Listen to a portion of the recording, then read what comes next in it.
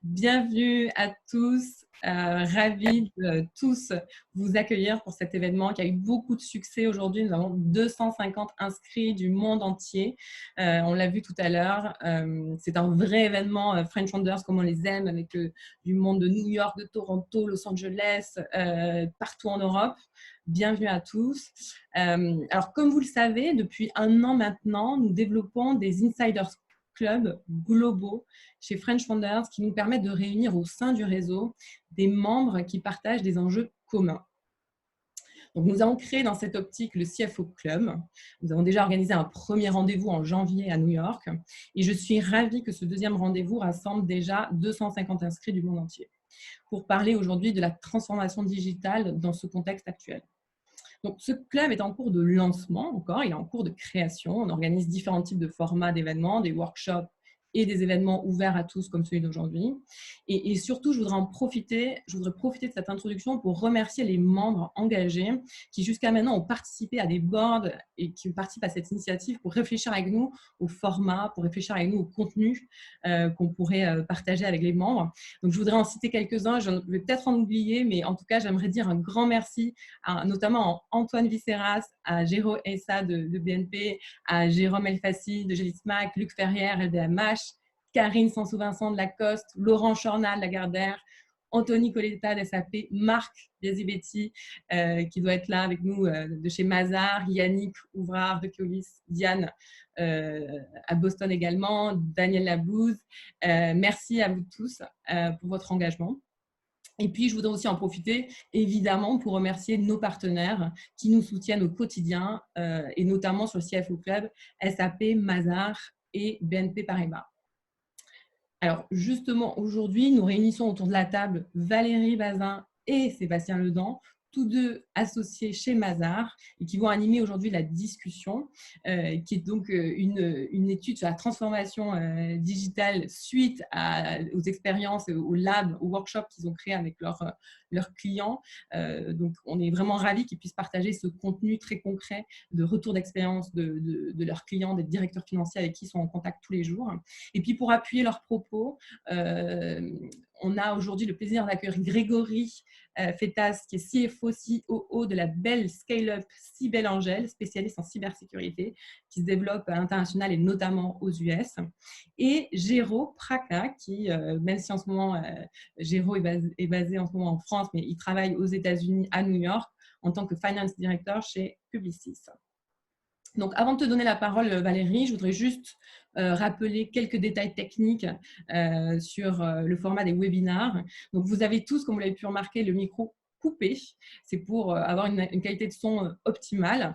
Le replay sera disponible semaine prochaine de l'événement et cet événement va durer à peu près en tout 1 heure, donc jusqu'à 17 h. Il y aura 30 minutes d'intervention à peu près, 35 minutes et ensuite on passera aux questions-réponses. Donc vraiment, je vous encourage à poster un maximum de questions pour qu'on puisse ensuite y répondre.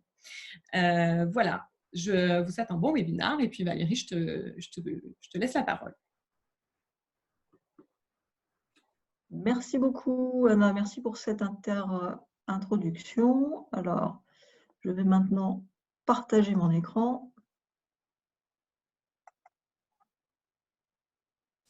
Voilà. Donc, je suppose que ça marche. Et on va démarrer. Alors, tout d'abord, quelques petits mots de bienvenue, juste pour vous dire que pendant cette période un petit peu compliquée, on espère déjà avant tout que tout le monde va bien, que vous allez tous bien ainsi que vos proches. On est dans une crise un peu complexe sanitaire qui touche le monde entier et donc on espère que tout se passe bien pour vous et que le confinement pour ceux qui sont confinés, parce que ce n'est pas vrai partout, se passe du mieux possible. Donc, comme Anna l'a dit dans l'introduction, on va parler aujourd'hui de transformation digitale. Alors, la transformation digitale, ce n'est pas un sujet qui est nouveau. Et on avait tous des convictions sur la vitesse d'adoption du digital il y a encore quelques mois. Mais ça, bien sûr, c'était avant. C'était avant le Covid.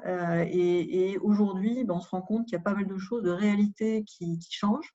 Et donc, la question d'aujourd'hui, ça va être de savoir finalement quels impacts le Covid vont avoir sur cette transformation. Est-ce que ça va changer quelque chose? Est-ce que ça va l'accélérer? Est-ce qu'au contraire, ça va la ralentir? Donc Sébastien et moi allons partager nos expériences du sujet définies ou retirées en tout cas des nombreux projets que nous faisons avec notre client, et on aura le plaisir d'avoir Grégory et Géraud qui apporteront leur expérience et leur éclairage du digital, à la fois en fonction de ce qu'ils vivent dans leurs propres entreprises et également du retour de leurs clients. Alors, comme je le disais tout à l'heure, on est dans un contexte de crise. Et on est dans un contexte de crise un petit peu particulière, puisqu'on pense effectivement que cette crise, elle est finalement assez différente de celle que les crises précédentes et que celles que nos générations, en tout cas, ont vécues. Alors, pourquoi elle est différente? D'abord parce qu'elle remet en cause beaucoup de certitudes. Et effectivement, on a des choses qui paraissaient compliquées, voire impossibles il y a un mois, qui finalement se font. Donc, par exemple, multiplier les capacités de réanimation partout, en tout cas en France, trouver des centaines de milliards d'euros, confiner 3 milliards d'êtres humains chez eux, généraliser le télétravail, tout ça, on pensait que c'était impossible il y a encore quelques semaines. Et puis de l'autre côté, il y a des choses qui paraissaient acquises il y a un mois et demi, et dont on peut se demander aujourd'hui si elles ne vont pas être remises en cause. La mondialisation, les sujets de supply chain complexes avec des flux tendus, l'ouverture généralisée des frontières, par exemple. Voilà, il y a beaucoup de choses qui sont remises en cause. Avec en toile de fond, finalement, des mouvements qui pourraient paraître contraires, mais qui sont en fait complémentaires. Donc, d'un côté, cette émergence du virtuel, à haute dose, du digital dans nos vies, avec le télétravail, avec ces téléconférences, avec ces webinars qui s'enchaînent, auxquels vous participez.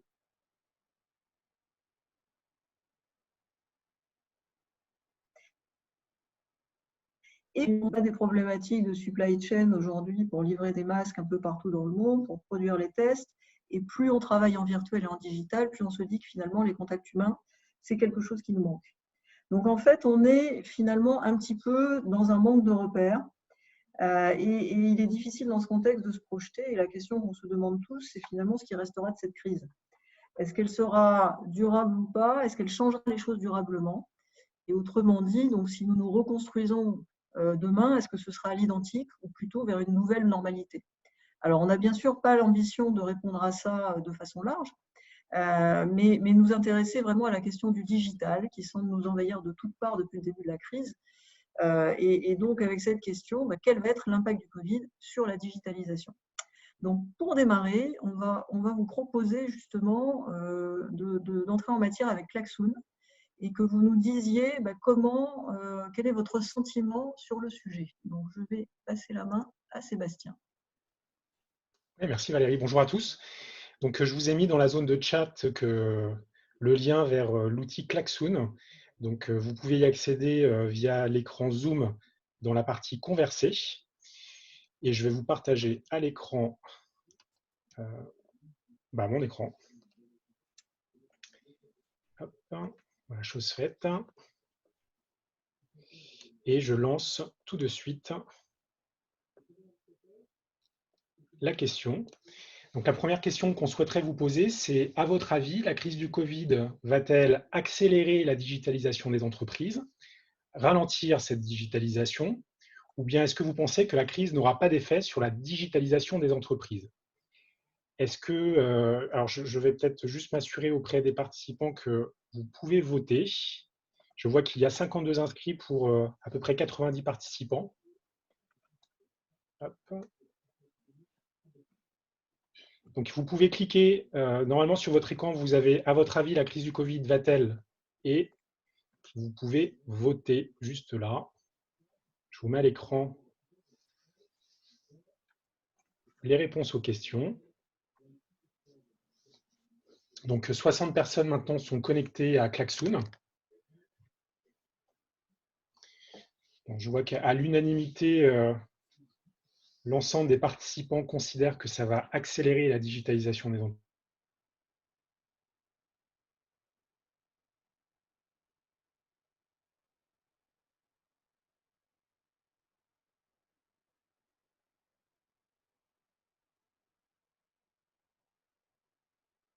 D'accélérer cette digitalisation. Voilà, donc c'est peut-être la première base de discussion. Valérie, je te redonne la main.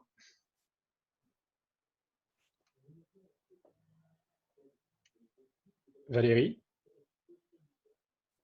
Oui, il faut que tu arrêtes le partage d'écran. Oui. Et voilà. C'est bon.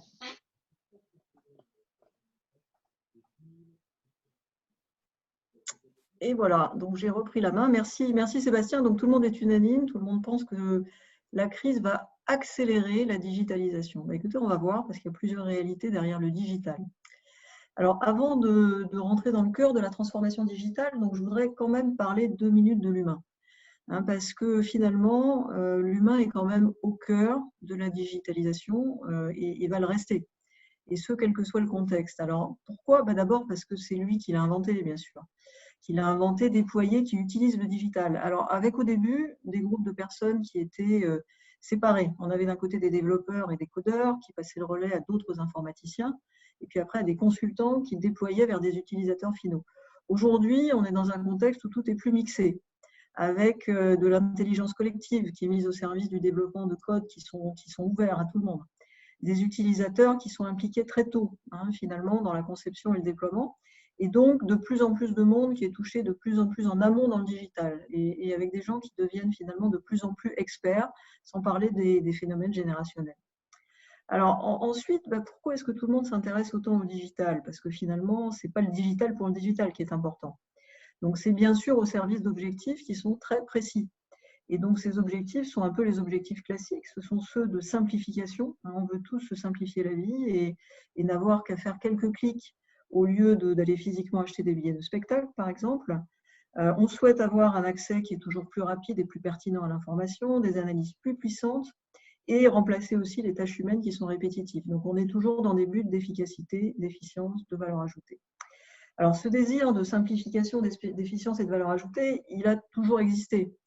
Mais finalement, on s'aperçoit quand même que la digitalisation s'accélère sur certains aspects depuis quelques années. Alors, qu'est-ce qui y contribue? Bien sûr, on a les projets technologiques, mais il n'y a pas que ça. Il n'y a pas que ça. Alors d'abord, il y a l'homme. Vous voyez que j'ai mis dans des petits smileys à droite, l'homme réagit via ses diverses émotions. Donc on a tous nos peurs, on a tous nos enthousiasmes. Et tout ça, ça joue sur l'adoption digitale. Et il peut y avoir effectivement par rapport au digital des peurs importantes de perdre son travail, de ne pas être à la hauteur, etc., qui peuvent avoir des incidences et qui peuvent parfois freiner. Après, il y a à gauche toutes les lois et réglementations, puisque au début, et c'est toujours encore un peu le cas maintenant, le digital, c'était un peu la jungle, c'était un peu le Far West. Donc, on commence à avoir des États qui légifèrent. Il y a une forme d'autorégulation aussi des utilisateurs qui accélère le développement d'outils de contrôle, de cybersécurité, et qui vont de l'autre côté peut-être freiner d'autres développements digitaux qui ne respectaient pas les règles éthiques ou de protection des données personnelles. Et puis enfin, il y a l'environnement. Donc il y a l'environnement politique, il y a l'environnement économique, il y a la crise que nous vivons aujourd'hui. Et donc tous ces facteurs, le facteur humain, les lois et réglementations, l'environnement, ce sont des éléments qui vont faire pression finalement sur la digitalisation et qui vont contribuer par moments à l'accélérer, par moments à la ralentir. Alors aujourd'hui, on ne va pas parler de tous ces éléments, on ne va pas parler de l'homme, même si on pourrait y passer beaucoup de temps, on va plutôt s'intéresser aux éléments d'environnement et à la crise pour voir finalement comment cette crise impacte la digitalisation. Alors, on met beaucoup de choses derrière ce mot de digitalisation. Donc pour clarifier un peu les choses, on vous propose une grille de lecture sous forme de cette ellipse, en prenant le parti pris justement d'analyser le digital à travers l'humain et donc à travers les différentes parties prenantes qui utilisent le digital. Donc nous, on a identifié 4 grandes catégories. D'abord, vous voyez en haut à droite les collaborateurs. Alors les collaborateurs, ils utilisent le digital dans leur métier d'abord. Et leur problématique, c'est d'avoir accès simplement et efficacement à la donnée dont ils ont besoin pour leur activité. Donc ça, c'est une catégorie. Leur autre enjeu, ça va être tout ce qui est communication et collaboration. Et là, on voit que les outils qu'on utilise, par exemple, en ce moment, sont des outils importants pour favoriser ces aspects-là. Après, vous avez les clients. Alors, les clients, en quoi sont-ils intéressés par le digital ou sont-ils impactés par le digital? À travers tous les outils qui peuvent d'abord proposer, par exemple, des canaux de distribution différents. Et on voit bien que le retail, c'est un des domaines pour lequel le digital a été une véritable révolution, avec de nouveaux canaux de distribution via des plateformes de e-commerce. Mais le client, il est aussi impacté au travers l'efficacité du back-office et du front-office, hein, c'est-à-dire tout ce qui va concerner, par exemple, la prise de commande qui peut se faire en ligne, les modes de livraison, voilà, tout le traitement, en fait, des aspects administratifs qui sont liés aux clients. On va retrouver la même chose sur les fournisseurs, avec tout ce qui concerne l'efficacité du back-office fournisseur. Et de ce point de vue-là, on va avoir toute la chaîne achat. Donc, même chose, prise de commande avec des e-auctions en ligne, hein, par exemple. Des fournisseurs qui vont pouvoir poster leurs factures directement sur des portails, etc., etc. Et puis, on voit bien, on en a parlé tout à l'heure, qu'on a aussi un retour en force du physique aujourd'hui, avec des outils également digitaux qui permettent de faire de l'optimisation de chaînes logistiques et de l'optimisation de sourcing. Et enfin, dernière partie prenante, les actionnaires et le management, avec deux types d'enjeux. Un enjeu de pilotage de la performance et un enjeu de gestion des risques, contrôle interne et conformité. Je vais y venir dans un instant. Donc tout ça donne cette ellipse avec ces quatre quarts, ces quatre parties prenantes, et chacun leurs enjeux. Donc ce que nous nous sommes dit, c'est qu'il serait intéressant de qualifier pour vous le niveau de maturité des outils digitaux sur chacun des quarts. Donc, durant la présentation, nous allons citer un certain nombre d'outils du marché, simplement pour vous donner des exemples concrets et des illustrations. Donc, nous sommes indépendants des auditeurs de logiciels, donc il n'y a bien entendu pas de jugement de valeur dans ces illustrations, ce sont de simples exemples. Alors, je vous parlais de niveau de maturité. Donc, comment est-ce qu'on va illustrer ce niveau de maturité? Avec une grille de lecture classique quand on parle de projet. On a des projets qui sont tout d'abord en phase d'étude, que vous voyez au milieu de cette ellipse. Donc, en phase d'étude, on fait une analyse de marché, on regarde quels sont les outils les plus pertinents, on commence à faire des business cases, des études de rentabilité. Après, derrière, on passe en phase d'expérimentation avec ce qu'on appelle souvent les POC, hein, les Proof of Concept. On va chercher les cas d'usage dans lesquels l'outil en question peut être utile. Et puis après, derrière, on va se lancer en phase projet avec souvent des pilotes. Et enfin, en finale, on va être en mode déployé, en mode run, avec des outils qui vont tourner à grande échelle. Donc voilà les quatre éléments de maturité qu'on va utiliser sur notre ellipse. Donc maintenant, on va vous donner notre vision de la maturité des outils digitaux sur chacun des quarts. Et je ferai appel au témoignage de Grégory et Géraud qui partageront également leur expérience sur ces sujets. Donc démarrons par les collaborateurs. Alors les collaborateurs, ils sont exposés au digital sur trois grandes dimensions. Donc d'abord à gauche, dans leur relation avec leurs collègues et leurs clients. Donc, et là, on va parler de tous les outils collaboratifs, tous les outils de type Digital Workplace. Donc, on les connaît de mieux en mieux. Donc, on parle de Skype, on parle de celui qu'on était en train d'utiliser, là, comme Zoom. On parle de Teams, on parle d'outils Google, etc.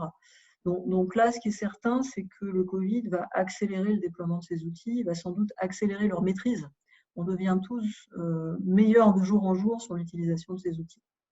Donc, le deuxième enjeu des collaborateurs, c'est dans sa relation administrative et avec les RH. Donc là, vous allez retrouver tous les outils de saisie des temps, de demande de congé, de revue de performance. Hein. Par exemple, chez Mazars, nous faisons des revues de performance maintenant sur des outils complètement digitaux, sur lesquels on peut donner des feedbacks aux collaborateurs, sur lesquels on peut aussi faire des ratings à plusieurs, à 360 degrés. Donc bien sûr, derrière, ça ne remplace pas le feedback humain, mais en tout cas, ce sont des outils d'aide qui permettent de façon simple de collecter des feedbacks, de collecter des ratings, des évaluations, et ensuite d'avoir une base de discussion qui est intéressante. Après, vous allez retrouver aussi des outils de formation en ligne, des outils qui permettent de gérer les dépenses, les notes de frais avec des workflows de validation. Là par exemple, un des outils connus du marché, c'est Concur. Vous en avez peut-être déjà entendu parler. Donc, sur tous ces outils, il y a des niveaux de maturité qui sont hétérogènes, bien sûr, selon les groupes. Mais nous pensons qu'en tout cas, il y aura une accélération également qui va se produire avec le Covid parce qu'on a été forcé, je parlais tout à l'heure des évaluations, on est forcé par la période actuelle de tester ces outils pour que la vie puisse continuer. Donc finalement, ça devrait donner un coup d'accélérateur. Et enfin, quelque chose de beaucoup plus nouveau, c'est ce que vous voyez à droite dans la slide, c'est le collaborateur dans son expérience métier. Parce que le collaborateur, il a accès à beaucoup d'outils avec des enjeux de performance pour y accéder rapidement et simplement. Et avoir accès à la donnée partout en temps réel. Donc, c'est ce concept qui est déjà assez ancien, ATAWAD, qui veut dire Anytime, Anywhere, Any Device, qui est maintenant en développement accéléré avec le télétravail. Et par exemple, aujourd'hui, les nouveaux ERP qui apportent des interfaces qui sont beaucoup plus innovantes et beaucoup plus simples d'application pour améliorer l'expérience métier du collaborateur. Donc, ce que je vais demander maintenant, c'est peut-être à Grégory de nous donner son expérience sur le sujet, puisque Cybèle Angel est elle-même née du monde digital. Donc, Grégory, je suppose que le tout digital s'est imposé finalement aux collaborateurs de Cybèle Angel depuis le début. Et donc, finalement, est-ce que le Covid, ça change quelque chose? Oui, alors tout à fait. Alors, c'est vrai que Cybèle Angel, c'est une société qui est par philosophie digitale, qui est native digital, comme on pourrait dire, avec en fait l'origine de la boîte qui a été créée par des ingénieurs, qui fait du big data, de l'intelligence artificielle, etc. Donc, que de la technologie, de la deep tech. Donc, ça fait partie de l'ADN de la société, en fait, d'avoir une culture digitale pour les collaborateurs, pour les clients, etc., pour l'optimisation métier. En fait, ce qui est différent, je pense, dans une société comme Cybèle Angel par rapport à une société moins digitale, c'est qu'en réalité, on implique le digital et les outils dans le design de ce qu'on fait. C'est-à-dire que quand on met en place un projet, un processus, etc., c'est partie intégrante que du process, que de se dire quel outil pourrait nous aider à mieux faire, à faire plus vite ou à faire scaler en fait le projet A, B, C, D. Pour prendre un exemple, par exemple concret, chez Cybèle Angel, on a mis Salesforce en place quand on avait 2 vendeurs. Tout simplement parce qu'on voulait justement directement leur donner un outil, un ERP efficace, etc. On voulait également, on fait de l'hypercroissance, donc on voulait un outil qui scale. Donc, ça a vraiment fait partie de notre design en fait, de sales process et de sales team que de mettre en place directement un ERP. Donc, ça, c'est un exemple. Qu'est-ce qu'on essaye à atteindre avec ça? Parce qu'effectivement, le digital, comme tu le disais, Valérie, ce n'est pas une fin en soi. Je pense qu'il y a 3 buts principaux, en tout cas pour nous, qui sont donc, 1, optimiser, accélérer.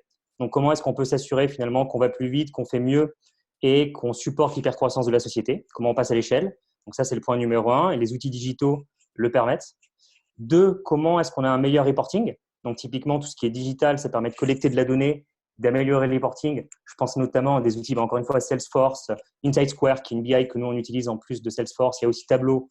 Ce genre de choses, c'est quand même des outils qui permettent de visualiser et même de démocratiser de la data. C'est-à-dire que typiquement, même des gens qui ne sont pas des business analysts, etc., peuvent comprendre de la data complexe parce qu'elle est raffinée et visible. Également, rendre les données accessibles et visibles à distance. Donc ça, c'est une chose qui est importante aussi et encore plus importante pendant la crise du Covid. C'est qu'en réalité, donc nous, par exemple, chez Cybèle Angel, on a un bureau à New York, un bureau à Paris. Comment est-ce qu'on fait finalement pour s'assurer qu'on a les bons outils pour pouvoir communiquer sans problème avec les US, etc., ou même avec nos ingénieurs? On a 20% de notre population d'ingénieurs en France qui est en télétravail de base. Donc, c'est des gens qui travaillent à Toulouse, à Marseille, etc., qui viennent à Paris de temps en temps, parce que c'est nécessaire, évidemment, tout peut être fait en télétravail, mais comment s'assurer qu'on a les bons outils? Donc, effectivement, nous, on utilise grandement Google Suite, qui est très efficace, avec les docs partagés. On a Spendesk pour les notes de frais. Pour les téléphones, on a les Work Profile, Google, etc., Android qu'on utilise, etc., etc. Donc, vraiment, en fait, une volonté de rendre l'information accessible à distance. Et le dernier point, c'est évidemment de s'adapter aussi à notre population. On est une société avec des gens relativement jeunes, moyenne d'âge d'une 30aine d'années. Donc, nos employés, c'est globalement des millennials et des gens qui sont un peu geeks, pour prendre ce terme-là. On a beaucoup d'ingénieurs. Comment est-ce qu'on s'assure qu'on leur donne les beaux outils pour qu'eux puissent s'épanouir dans la société, communiquer correctement et être efficaces? Donc, parmi les outils, alors je ne vais pas tous les citer, mais qu'on utilise et qui sont efficaces, pour ceux qui sont aux États-Unis, on utilise TriNet pour la partie notamment payroll, admin, etc. On a Bamboo HR, en plus de ça également en HR, Luca pour les notes de frais, DocuSign évidemment. Bon, je pense des outils que la plupart d'entre vous nous utilisent déjà, mais c'est vrai que chez Cybèle Angel, ça fait vraiment partie du socle de design. Pour finir, sur le télétravail, qu'est-ce que ça a changé pour nous en fait le confinement? En réalité, au début, pas grand-chose. C'est-à-dire que les premières semaines en fait de confinement ont paru comme business as usual, j'ai envie de dire, mais avec beaucoup de gens en télétravail. Parce qu'en fait, chez Cybèle Angel, le télétravail est déjà assez répandu chez les ingénieurs et de temps en temps chez les autres populations quand on en a besoin. Pas grand-chose. Et en fait, c'est maintenant qu'on s'aperçoit les limites quand même de ce télétravail, tout simplement parce que, pour revenir au côté humain, on s'aperçoit que, évidemment, les rapports humains manquent. Et puis également, il y a plein de canaux de communication qui sont cassés. C'est-à-dire tous les canaux de communication informels les gens qui se croisent dans les locaux, etc. Ce genre de choses n'existe plus. Et ça amène notamment, hein, le tout digital, même si on est très bien équipé, on a tous les outils pour que ça marche bien, à des doublons, à de la communication parfois qui est pas claire, etc. Donc effectivement, là, on voit quand même bien une limite qui est que le télétravail, en tout cas, je pense qu'il va grandir avec la crise, évidemment, ça va se démocratiser, mais ce n'est pas une solution, je pense, absolue et qui peut retirer, en tout cas, le besoin quand même d'avoir des communications directes. Ok, merci beaucoup Grégory pour ces témoignages. Alors on va traverser l'Atlantique, même si Géraud, en ce moment tu es à Paris. Est-ce que tu peux partager avec nous la façon dont ça se passe chez Publicis US? Est-ce que vous êtes aussi déjà tout digital et est-ce que finalement la crise du Covid change quelque chose? Oui, bonjour à tous.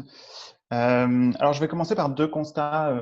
Le premier, c'est que on a récemment nos indicateurs de productivité et ce qu'on voit, c'est que le niveau de productivité est le même qu'avant le confinement. Donc, on n'était pas en mode full work from home, partiellement, mais quand on passe en full work from home, on est capable de délivrer comme avant. Ce qui est intéressant de voir aussi, c'est que certains projets ont été capables d'être délivrés en un temps record. C'est des délais impensables avant et on arrive à délivrer ça quand on est work from home. Donc, une des conclusions, c'est que c'est vraiment pas pénalisant et il y a certains avantages à ce type d'organisation. Le deuxième constat, c'est qu'on pense que ce sera en partie le new normal. Il y a certaines idées préconçues, certains tabous qui ont été balayés avec ce schéma de fonctionnement. On est en train de réfléchir à l'efficacité du work from home. Encore une fois, certains projets délivrés en un temps record. Quelle est l'utilité des voyages d'affaires? Quel est l'intérêt de payer autant de mètres carrés de bureau? D'un point de vue talent, la flexibilité du work from home, du part-time, c'est indéniable. Ça permet de faciliter la vie d'un certain nombre de collaborateurs. Donc ça, c'est les deux constats. Quand j'analyse les clés du succès de cette productivité, c'est trois choses. Premièrement, c'est culturel. Je pense qu'il faut être dans des boîtes qui culturellement sont ouvertes à la technologie, ouvertes à la flexibilité. On le voit aussi, il y a certains pays qui sont plus avancés que d'autres, qui ont une plus grande facilité à passer en work from home et à adopter des nouveaux modes de fonctionnement. Je pense que des agences aux US sont beaucoup plus flexibles en ce moment que des agences, par exemple, en France. C'est culturel, c'est aussi une organisation. Aux US, c'est très courant pour les collaborateurs de passer une journée par jour à la maison. Et c'est stupide, mais ils sont équipés, ils ont un écran, ils ont un bureau, ils sont organisés et ils savent comment ça marche. Certaines agences en France, c'était pas le cas. Tout le monde venait au bureau pour bosser. Et quand il a fallu commencer à bosser au bureau de la maison, ça a été compliqué parce que on n'a pas de lieu dédié, on n'a pas d'écran, on n'a pas d'équipement, on ne sait pas faire. Donc le premier aspect, c'est culturel. La deuxième clé du succès, c'est l'investissement sur la technologie. Il faut avoir des équipes technologie fortes. Il faut avoir une infrastructure, il faut avoir des équipements, il faut avoir 100% des collaborateurs équipés en portable avec des tablettes, des iPhones. Il faut avoir un VPN qui permet à tous ces collaborateurs d'être connectés ensemble sur les réseaux du groupe. Il faut avoir un accès complet à l'ensemble des outils comme si on était au bureau. Et ce que je pense ce qu'on a découvert pendant les 2 derniers mois, c'est le télétravail, c'est pas seulement les emails et la visio, c'est tous les autres outils dont Grégory parlait et dont Valérie et Sébastien parlaient. C'est Teams, c'est des outils spécifiques métiers comme pour nos agences créa, on a certains outils pour aider pour aider au processus de création d'idées de façon virtuelle. C'est tous ces outils et c'est l'intégration de ces outils qui est important et qui permet d'être fluide et d'éviter les doublons ou l'inefficacité. La troisième clé du succès, c'est qu'il faut être rodé. Je pense qu'une agence, une entité, un groupe qui a jamais travaillé d'une façon flexible ou utilisé les outils digitaux, je pense qu'ils ont vraiment souffert ou ils ont été incapables de délivrer pour certains dans les 2 derniers mois. Les groupes qui étaient déjà rodés ou déjà avancés sur ces sujets ont été capables de délivrer. J'ajouterai quelques mots sur cette transformation digitale. Le premier, c'est évidemment, c'est dans le temps. On peut pas en 2 mois passer de process papier à des process dématérialisés. Donc, il fallait être prêt bien avant la crise et il y aura d'autres crises et il faudra être prêt. C'est évidemment une initiative de digitalisation des process, mais pas que. J'ai un très bon exemple. Récemment, aux US, on a commencé à passer certaines des agences en mode hoteling. Donc, on avait des bureaux dédiés, des places dédiées pour chaque collaborateur. On a balayé tout ça et on est passé en mode hoteling. Il n'y a plus de place attitrée, il n'y a plus de bureau dédié et c'est clean desk. À la fin de la journée, on part, on ne laisse rien sur son bureau. Et ce genre d'initiative, on s'est rendu compte après coup que c'est une initiative de réduction des coûts immobilières en premier, mais ça nous a tous forcés à revoir la façon dont on travaille, à arrêter certains process papier ou informels et à passer en mode plus fluide et plus dynamique. Il y a plein d'autres projets dans les boîtes qui permettent de forcer la digitalisation. Et il faut pas ignorer ces projets, ils sont tous bénéfiques pour la digitalisation.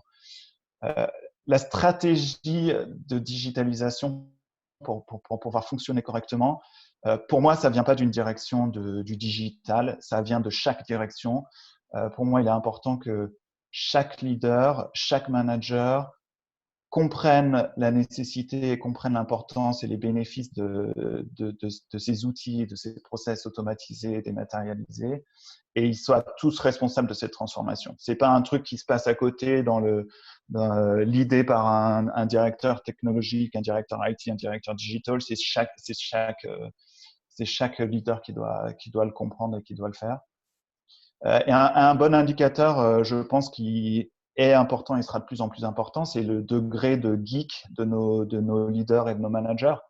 Est-ce que notre CEO, notre CMO, notre CFO, etc., est-ce qu'ils comprennent la technologie? Est-ce qu'ils comprennent la data? Est-ce qu'ils comprennent les systèmes? Et encore plus, est-ce qu'ils sont capables de réinventer l'organisation avec ces nouvelles armes?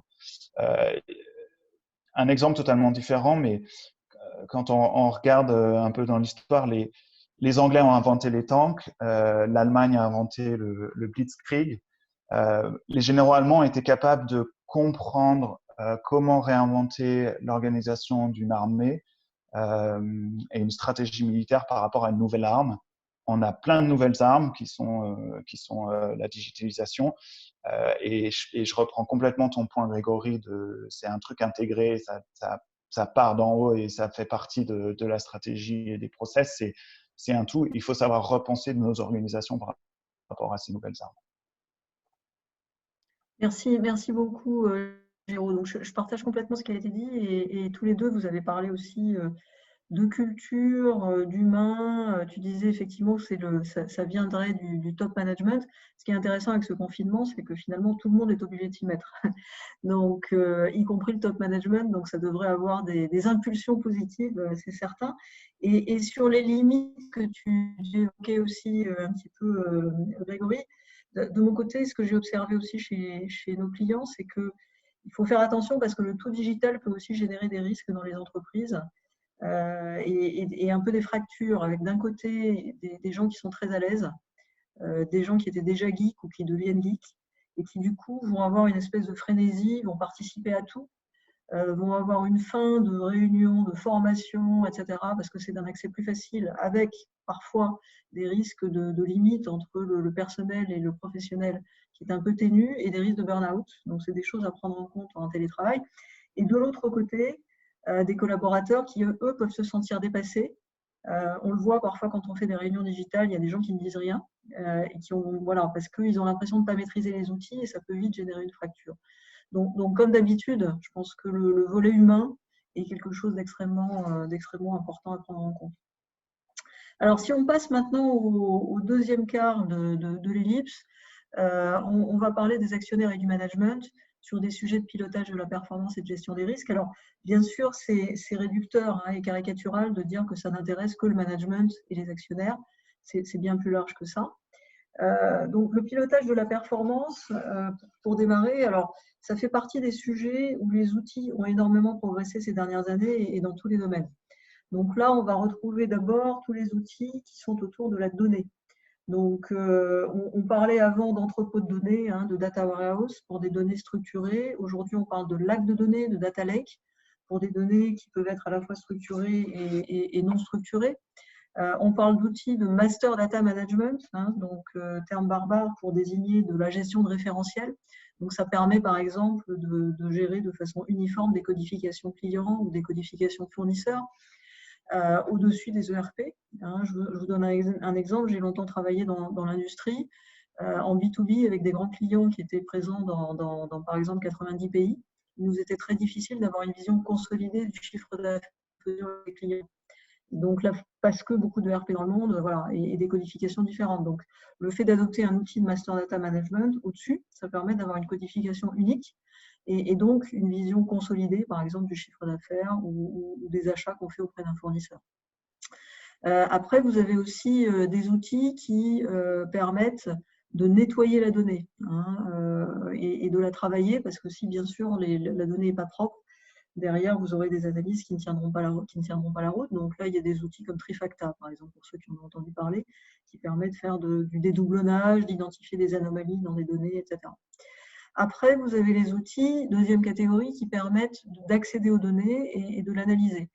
Donc, avec cet autre terme barbare d'EPM, donc on a tous entendu parler d'ERP, Enterprise Resource Planning, qui permet de gérer des flux avec des process et des transactions. Les EPM, c'est Enterprise Performance Management.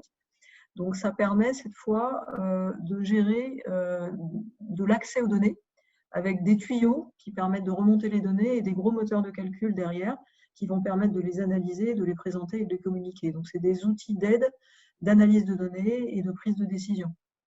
Donc là, pour ne citer que quelques outils, vous allez retrouver des outils comme Tagetic, comme Anaplan ou comme Board. Voilà. Après, vous avez des outils d'extraction classiques comme ACL ou des Cubase Base qu'on rencontre encore, ou des outils, si on va vers le plus innovant, vers des outils qui permettent de faire de l'analyse de big data en incluant de l'intelligence artificielle avec des algorithmes plus complexes. Donc, c'est la deuxième catégorie. Troisième catégorie sont les outils qui permettent de communiquer les données. Donc là, vous allez retrouver ce qu'on appelle la business intelligence, BI, et avec des outils, tout à l'heure, je crois que c'est Grégory qui mentionnait Tableau, voilà, des outils comme Tableau ou Cognos, qui sont des outils qui nécessitent quand même des connaissances un peu spécifiques pour arriver à développer des rapports. Vous avez maintenant des nouveaux outils qu'on appelle DataVis, des outils de data visualisation, qui sont moins puissants en termes de capacité d'analyse et de calcul, mais qui sont plus proches de l'utilisateur final. Donc là, on va retrouver des outils comme Power BI, ClickView, ou peut-être encore plus proches de l'utilisateur, comme Tukantoco, et jusqu'à des outils qui permettent de faire ce qu'on appelle du data storytelling, c'est-à-dire en fait utiliser des capacités de génération de langage à partir d'analyses de chiffres. Donc par exemple ISEOP. Donc vous donnez à ISEOP des statistiques d'un match de Federer contre Nadal et il va vous écrire un article sportif, par exemple, sur le match. Alors ça marche bien sûr aussi pour faire de l'analyse de reporting de façon automatique. Voilà, alors notre vision sur ces outils, c'est que de plus en plus d'entreprises ont déjà déployé des lacs de données, des outils plus classiques de master data ou de BI, c'est ce que vous voyez sur notre petite grille de maturité au-dessus. Les EPM, eux, sont en cours de déploiement. Il y a beaucoup de projets en cours en ce moment. Souvent, ils sont associés à des outils de BI ou de DataVis. On est toujours en phase d'expérimentation, par contre, sur l'intelligence artificielle, avec une difficulté à identifier des cas d'usage qui peuvent être déployés à grande échelle. On est beaucoup au stade du POC encore sur de l'intelligence artificielle. Même chose sur les outils de data storytelling qui ont pourtant un business case qui est un peu plus simple. Que va faire le Covid dans tout ça? Sans doute accélérer. Et surtout accélérer ce qui est le plus simple à déployer, parce que des projets d'EPM, ce n'est pas aussi lourd que des projets d'ERP, et ça peut être très utile en ce moment, parce que tout le monde a besoin de faire des scénarios budgétaires, de faire des prévisions, de mieux maîtriser les coûts et les plans de réduction de coûts. Donc ça, ce sont des outils assez puissants qui permettent de le faire. Et puis aussi, sans doute, des déploiements d'outils de data vis qui sont également assez légers à déployer. Donc voilà pour la performance. Alors sur la gestion des risques, contrôle interne et conformité, donc là on va retrouver des outils qui sont au service des directions gouvernance, risque et contrôle, donc on appelle classiquement outils de GRC, donc qui permettent de faire des cartographies de risques, de les lier avec des processus et des contrôles, de faire des auto-évaluations, de gérer des audits. Donc vous avez des outils qui viennent du monde de la conformité, comme par exemple Enablon, du monde du contrôle interne comme RVR Para, du monde de l'audit interne comme Teammate, pour ne citer que cela. Après, vous avez des outils qui contribuent au contrôle interne. Et donc là, on a des outils qui permettent de gérer la séparation des tâches, de la SOD, Segregation of Duties, qui sont de plus en plus intégrés dans les ERP. Donc il y a des modules chez SAP, chez Oracle, etc. Et puis, vous avez des outils qui permettent de faire des rapprochements automatiques de comptes. Vous avez peut-être entendu parler de Blackline. Et bien sûr, des outils de cybersécurité sur lesquels on va revenir dans un instant avec Grégory. Et puis enfin, vous avez les dernières générations, c'est plutôt des outils qui permettent de faire du monitoring ou du contrôle interne permanent des processus. Donc là, on va parler soit de brancher des outils d'extraction comme ACL ou IDEA, mais ça c'est ponctuel, soit plutôt d'avoir des outils intégrés dits de process mining, qui vont vraiment permettre d'aller extraire la donnée du process en permanence, de l'analyser et d'identifier des anomalies. Donc là, vous avez des outils comme Celonis. Donc, notre vision de ces outils, c'est qu'à l'exception de ces techniques de process mining qui sont assez récentes, ils sont déjà bien déployés dans les grands groupes. Et avec la crise et l'émergence de nouveaux risques de fraude, et notamment de risques cyber, on pense que ces outils aussi risquent de s'accélérer. Donc là, je vais demander aussi à Grégory, dont c'est le métier, à la cybersécurité, de nous dire ce qu'il en pense. Oui, tout à fait. Au 30 mars, il y a une data qui parle d'elle-même. Il y avait 2,7 milliards de personnes confinées dans le monde. Donc c'est un chiffre qui est très, très significatif. Et donc, la conséquence de la crise sanitaire, c'est le confinement. Et la conséquence du confinement, c'est le télétravail généralisé. Donc, une bonne façon de résumer ça, c'est qu'aujourd'hui, le monde travaille depuis la maison. Et ça a des impacts très importants en termes de data security, puisqu'en réalité, ce qui est en train de se passer, c'est que chaque employé devient une surface d'attaque possible pour les hackers et chaque employé devient une source de fuite de données potentielles. Cette ouverture, en fait, cette expansion du périmètre des sociétés, c'est quelque chose de majeur puisque ça signifie en réalité que le paradigme de la cybersécurité qui a construit pendant des années une forteresse autour de la donnée intérieure de la société n'existe plus. Donc, en réalité, le fait de construire un mur autour de sa donnée, de construire des firewalls, de faire du pen testing, etc., c'est quelque chose qui est, j'ai envie de dire, révolu. Aujourd'hui, la donnée de l'entreprise est déjà en dehors de la société via les fournisseurs, les sous-traitants, les gens en remote, les third parties et aujourd'hui le télétravail généralisé. Ce qui signifie qu'en réalité, la bonne façon de voir l'exposition cyber d'une société, c'est de regarder son périmètre élargi et qui prend en compte toutes les personnes qui ont accès à ces données. Pour prendre un exemple, si demain vous envoyez un mail à votre avocat avec un document confidentiel, votre avocat devient votre périmètre, puisqu'en réalité, votre avocat va posséder de la donnée qui vous appartient et qui est confidentielle. Donc, en réalité, ce changement de paradigme dans la cybersécurité, qui n'est plus donc une notion périmétrique stricte, mais en tout cas une notion de périmètre élargie, est accéléré par la crise du Covid et très, très fortement en fait, accéléré par le télétravail. Ce que nous, on voit à notre échelle, c'est que c'est une explosion. Globalement, la menace de cyber, depuis le début du télétravail, on le voit avec nos clients, il y a énormément plus de risques de leak et même de leak liés justement au travail depuis la maison. En réalité, donc, la bonne façon de se protéger aujourd'hui, et c'est ce que fait Cybelle Angel, c'est d'aller chercher finalement les fuites de données potentielles à l'extérieur du périmètre et justement de les trouver, ces fuites de données, et de les faire sécuriser avant qu'elles deviennent des breaches. Donc, le but vraiment aujourd'hui pour être efficace en cybersécurité, c'est d'aller voir, j'allais dire plus loin que le bout de son nez, c'est peut-être péjoratif, mais en tout cas plus loin que son périmètre de firewall, d'aller voir où est la donnée, de la trouver et si effectivement elle est à l'air libre, elle n'est pas sécurisée, de la faire sécuriser. Parmi les éléments aussi qui sont importants, je pense, en période de crise, alors c'est des conseils assez simples et qui sont importants pour tous, notamment pour les gens qui sont en télétravail, Faire attention évidemment aux items de phishing. Donc, faire attention aux mails que vous recevez. Il y a eu pas mal de phishing, on l'a vu, sur des programmes d'aide pour le Covid, etc.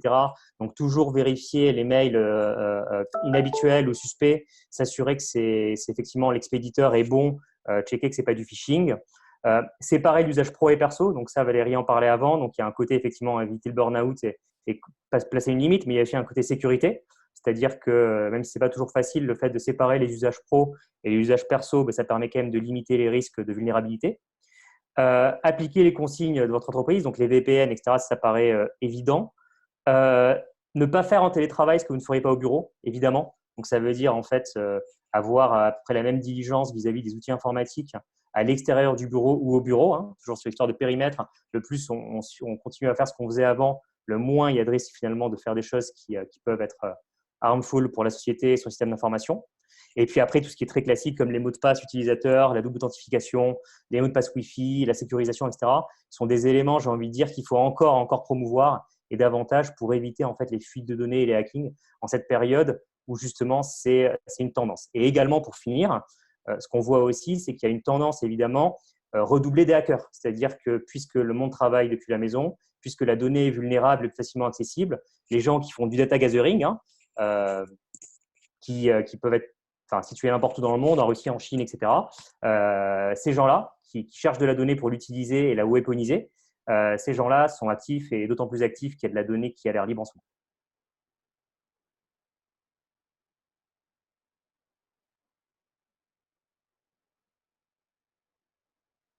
Merci beaucoup Grégory.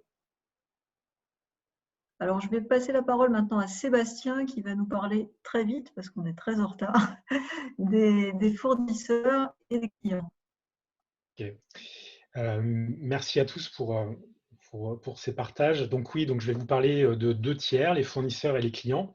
Alors avec des niveaux de maturité différents en termes de digitalisation. Au niveau des fournisseurs, on va avoir trois grands types d'outils aujourd'hui qui permettent de digitaliser justement les flux avec les fournisseurs. Donc tout ce qui va être lié à la dématérialisation des factures. On a fait une étude, donc là les chiffres que vous voyez, c'est une étude qui a été réalisée sur un panel français de sociétés clientes, donc des sociétés principalement du CAC 40 et de sociétés aussi du secteur public.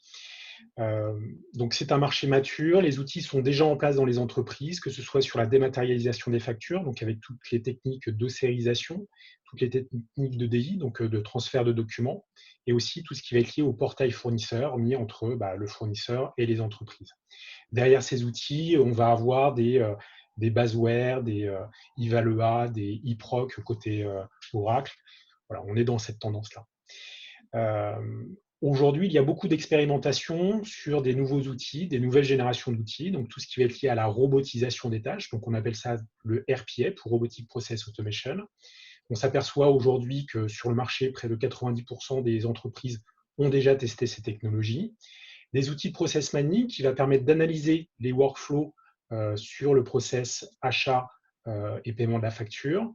Et puis aussi des expérimentations sur l'intelligence artificielle. Et là, les cas concrets, ça va être tout ce qui va être analyse ou mise en place de règles de gestion dynamiques, là où habituellement les règles de gestion sont statiques dans les ERP.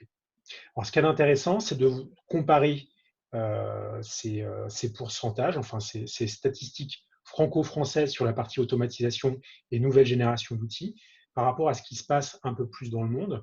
On a fait une étude fin 2019 auprès de 600 dirigeants sur des technologies type blockchain, intelligence artificielle, objets connectés, sur des nouvelles technologies. Et on s'aperçoit que 60% des dirigeants, donc on parle des dirigeants, on va être sur du C-level, donc dirigeants d'entreprise, directeurs financiers, grand DSI, on s'aperçoit que 60% de ces dirigeants sont prêts à intégrer ces nouvelles technologies, donc blockchain, intelligence artificielle, objets connectés, dans leur quotidien, dans leur métier, pas uniquement dans la fonction support, mais dans tous les métiers de l'entreprise. Ce qui est intéressant, c'est de voir que aujourd'hui, si on regarde pays par pays, donc 60% sont en moyenne, pays par pays, la Chine, 80% des dirigeants sont prêts à intégrer ça dans leur quotidien. Et donc là, on voit bien le décrochage finalement entre l'Europe et le reste du monde, puisque la Chine est à 80%, Les US et l'Inde est aux alentours de 70% des dirigeants qui sont prêts à intégrer des nouvelles technologies. Et en Europe, France, UK, on doit être à peu près à 50% des dirigeants. Donc c'est là où on voit le décrochage. Alors par rapport au Covid, si on est tous d'accord pour dire que la digitalisation, le Covid va accélérer la digitalisation, c'est sans doute sur ces outils d'automatisation qu'on devrait avoir des nouveautés en termes de nouvelles utilisations. Si je vais vite donc sur la partie client, puisque c'est là où on va pouvoir donner la parole ensuite à Géraud, aujourd'hui on voit qu'on a 3 grands types d'outils pour digitaliser tout le processus lié au client. Donc bien sûr la digitalisation des processus de l'order to cash. Donc là on va retomber en fait sur tous les outils de back-office qu'on a vus côté fournisseur. Hein. Donc c'est les mêmes typologies, la robotisation, tout ce qui va être dématérialisation des factures sortantes, tout ce qui va être portail avec les clients. Là-dessus, pas de nouveauté. Peut-être l'impact du Covid, c'est que maintenant que les structures ont ces outils, ils vont être peut-être un peu plus en contact avec les clients pour que les clients les utilisent systématiquement. Et donc là où il y avait peut-être un focus de déploiement sur les principaux clients avec le Covid et la dématérialisation ou la digitalisation des relations, on aura sans doute une utilisation plus massive de ces outils de digitalisation. Sans doute, on aura, donc cette fois-ci, pas en termes d'outils, mais un développement peut-être plus fort de la culture cash. On le voit bien, on est tous à la recherche d'être payés sur nos factures, sur nos encours, sur notre facturation. Et donc, du coup, ce développement de la culture cash, celle-ci ne peut pas passer par des outils. Il faut que, du coup, les dirigeants, des sponsors, à un haut niveau, embarquent l'ensemble de l'entreprise pour pouvoir récupérer cette trésorerie, quoi qu'il en coûte.